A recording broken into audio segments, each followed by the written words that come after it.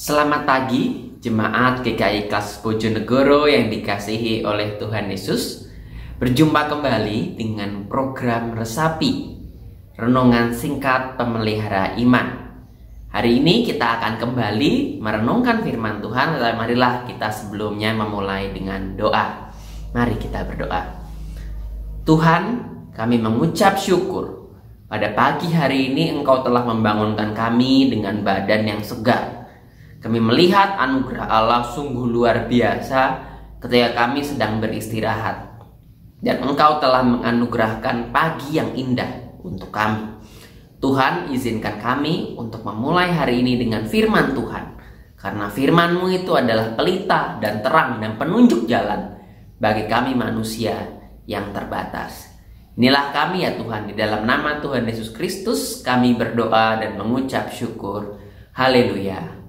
Amin. Jemaat yang dikasihi Tuhan, bacaan kita pada pagi hari ini diambil dari Yohanes 7 ayat yang ke-40 sampai 52. Tapi saya akan membacakan ayat ke-51 dan 52. Apakah hukum Taurat kita menghukum seseorang sebelum ia didengar dan sebelum orang mengetahui apa yang telah diperbuatnya? Jawab mereka, apakah engkau juga orang Galilea? Selidikilah kitab suci dan engkau akan tahu bahwa tidak ada nabi yang datang dari Galilea. Jemaat yang dikasihi Tuhan, renungan kita pada pagi hari ini bertema prasangka berbuah perpecahan. Bapak, Ibu, dan jemaat Tuhan Yesus, kira-kira apa yang menjadi reaksi Bapak, Ibu, Saudara jika ada seseorang yang berbadan besar lalu memiliki tato di sekujur tubuhnya dan juga memiliki bekas luka yang besar, lalu dia duduk di sebelah kiri atau kanan Bapak Ibu di dalam sebuah angkutan umum? Apa yang muncul? Mungkin rasa takut, rasa cemas, was-was, atau mungkin juga biasa saja.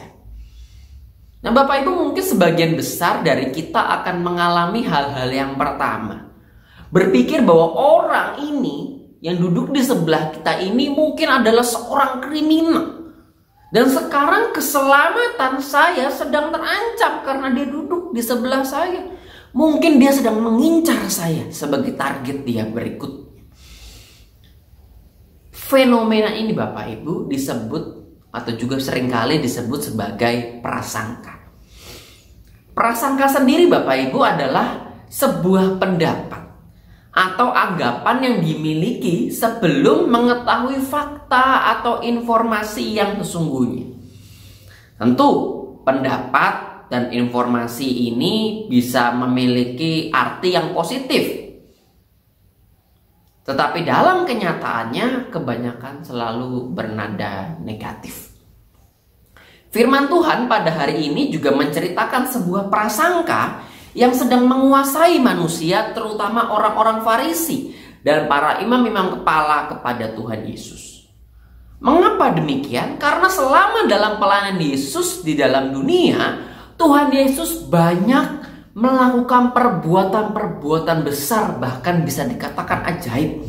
Ia menyembuhkan orang sakit, orang lumpuh berjalan, orang buta melihat, orang tuli mendengar, orang yang kerasukan setan menjadi normal kembali. Dan ketika ia mengajar, ia melakukan dengan penuh kuasa sehingga orang-orang mau datang dan mendengar Tuhan Yesus. Hal ini kemudian menimbulkan perpecahan di antara banyak orang. Ada yang mengatakan bahwa Yesus ini benar-benar adalah seorang nabi yang akan datang. Tetapi ada juga yang mengatakan bahwa Yesus bukanlah seorang Mesias, karena ia datang dari sebuah daerah yang bernama Galilea. Galilea pada saat itu adalah sebuah daerah di mana terjadinya pertemuan antara bangsa-bangsa asing. Dan bagi orang Yahudi yang sangat anti dengan bangsa lain, pemahaman bahwa Mesias itu datang atau berasal dari Galilea, yang di antaranya termasuk Nazaret, sangat diragukan. Apalagi mereka memegang teguh bahwa sebenarnya sesungguhnya Mesias akan datang dari keturunan Isai di Bethlehem. Lalu ada seorang yang bernama Nikodemus, salah satu dari seorang Farisi, berusaha untuk membela Yesus bahwa dalam hukum Taurat, sebelum seseorang dihukum dan dituduh, orang itu harus mengetahui dahulu apa yang menjadi kesalahan. Tetapi para ahli agama, para orang Farisi tetap menolak Yesus. Mereka melihat Yesus bukan karena apa yang dilakukannya, tetapi berdasarkan pengetahuan mereka bahwa Yesus adalah seorang Galilea dan Nazaret.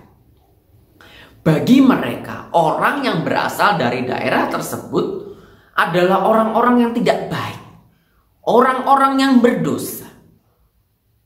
Sehingga karena Yesus berasal dari sana, maka Yesus pun adalah orang yang bersalah dan sama berdosa dengan orang-orang yang lainnya. Jemaat yang dikasihi Tuhan, di sini kita bisa melihat bahwa prasangka sungguh menghasilkan perpecahan, bahkan dari orang-orang yang satu golongan sekalipun.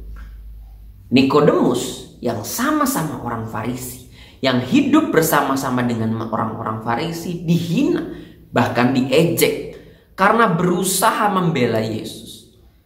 Dikatakan bahwa apakah engkau juga orang Galilea? Dituduh sebagai orang Galilea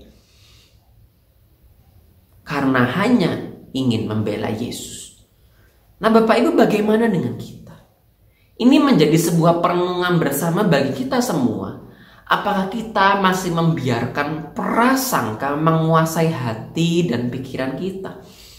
Apakah kita menilai dan menghakimi seseorang berdasarkan prasangka buruk kita, dan kemudian menimbulkan perpecahan dan kondisi yang tidak nyaman? Di dalam keluarga, Bapak Ibu, prasangka juga sangat dimungkinkan untuk terjadi. Prasangka buruk kepada pasangan kita, prasangka buruk terhadap anak-anak kita, prasangka buruk kepada sanak saudara, yang kemudian menimbulkan sebuah perpecahan di antara di dalam keluarga, yang kemudian menghasilkan sebuah konflik. Sebagai sebuah keluarga Kristen, hendaklah kita membuang jauh-jauh prasangka, tetapi hendaknya lebih mengedepankan komunikasi satu sama lain. Berusaha untuk saling mengerti, berusaha untuk saling memahami, berusaha untuk saling mengenal, dan saling mendengar satu sama lain. Ketika hal tersebut dilakukan, maka seyogianya konflik dan perpecahan yang muncul karena prasangka negatif bisa dihindarkan. Sebaliknya, muncul kedamaian serta saling percaya, dan kualitas hidup bersama dengan Tuhan pun akan semakin meningkat. Amin. Mari kita berdoa. Tuhan, kami mengucap syukur hari ini Engkau telah mengajar kami bahwa sesungguhnya prasangka itu bisa menimbulkan dan berbuah pada sebuah perpecahan, bahkan di dalam keluarga. Ajar kami ya Tuhan, supaya kami mampu menghindari prasangka, mampu membuang prasangka buruk di dalam hati dan pikiran kami, tetapi kami mau lebih banyak melihat dan mendengar apa informasi di depan kami. Tuhan, ajar kami selalu dan mampukan kami di dalam kehidupan kami sehari-hari. Di dalam kehidupan kami pada hari ini, mampukan kami supaya kami bisa melihat manusia sesama kami dan melihat dalam sebuah sudut pandang yang positif. Inilah kami ya Tuhan. Di dalam nama Tuhan Yesus Kristus kami berdoa. Amin. Selamat menjalani hari di mana kita mampu mengenal, melihat, mendengar satu sama lain sebagai sebuah keluarga di dalam Tuhan. Tuhan memberkati kita semua. Amin.